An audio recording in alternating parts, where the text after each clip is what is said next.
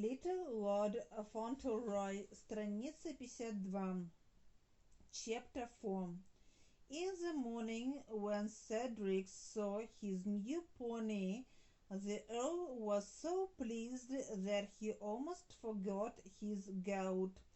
He sat at the open window of the library and looked at his grandson.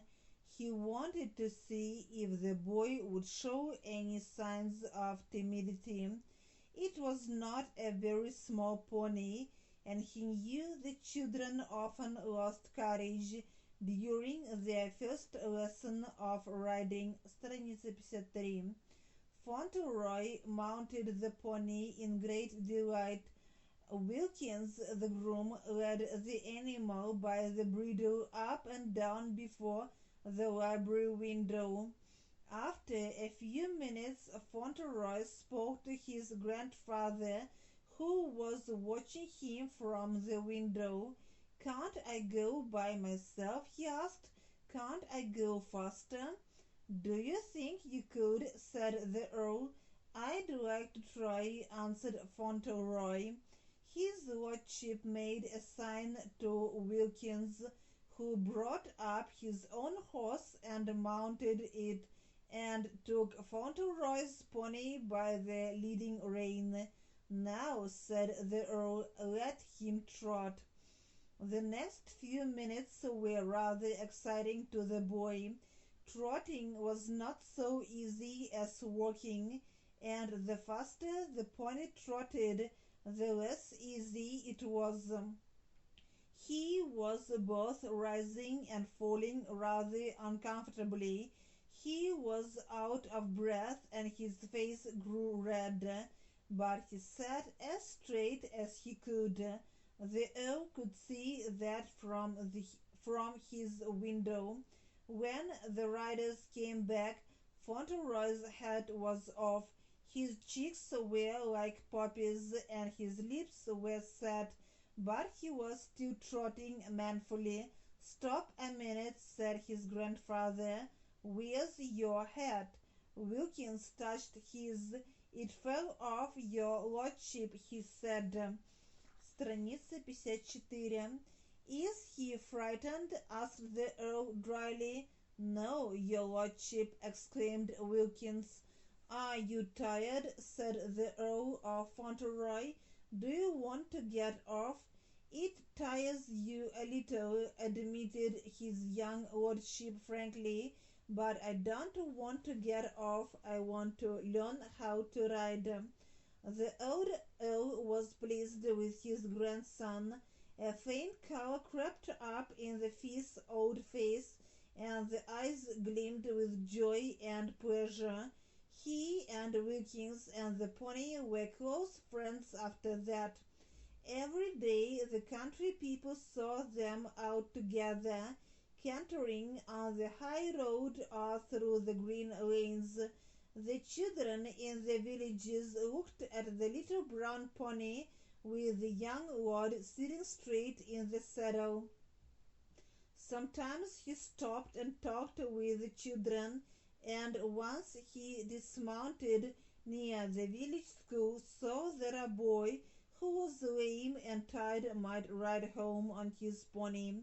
When the Earl heard the story, he was not angry. On the contrary, he laughed and called Fauntleroy up to him and made him tell all about the matter from beginning to end, and then he laughed again, and a few days later his carriage stopped in the green lane before the cottage where the lame boy lived.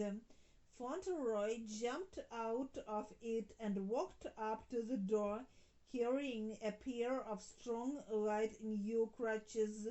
He presented them to the lame boy's mother with the following words: "These are for your boy from my grandfather, and we hope he will get better." Страница 55. "I said it was your present," he explained to the Earl when he returned to the carriage. "You didn't tell me to, but I thought perhaps you forgot. That was right, wasn't it? And the Earl laughed again and did not say it was not.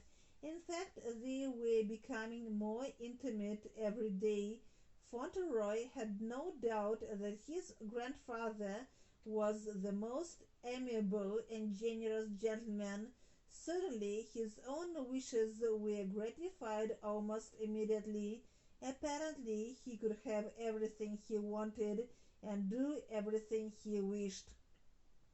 Perhaps this could spoil the boy, but for the hours he spent with his mother at Court Lodge, they had many long talks together, and he never went back to the castle with her kisses on his cheeks without carrying in his heart some simple pure words.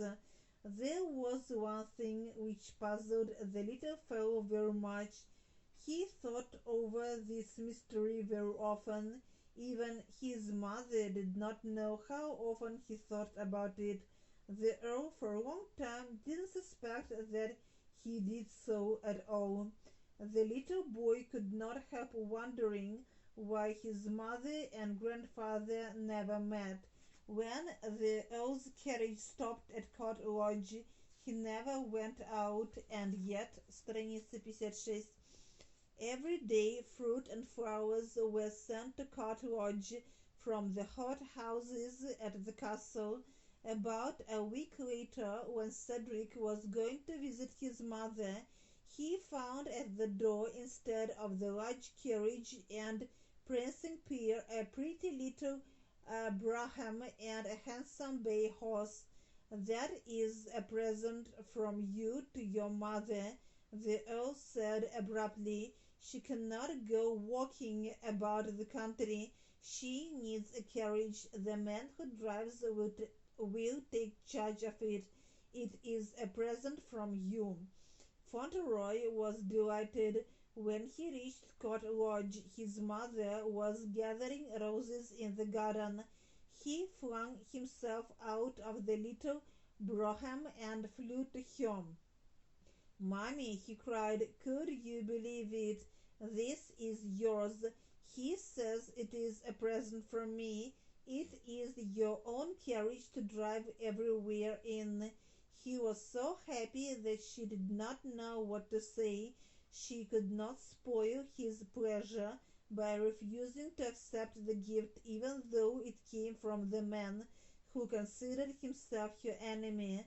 So she stepped into the carriage and they went for a drive. Fauntleroy told her stories of his grandfather's goodness and amiability. She felt glad that he could see only good in the old man who had so few friends.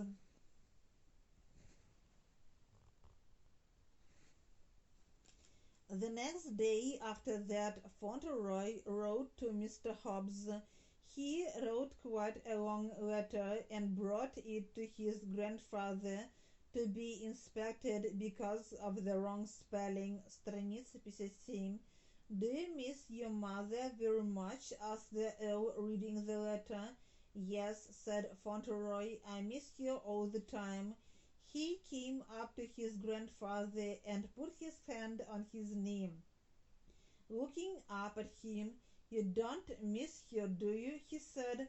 "I don't know her," answered his lordship rather dryly. "I know that," said Fauntleroy, "and that's a mystery for me.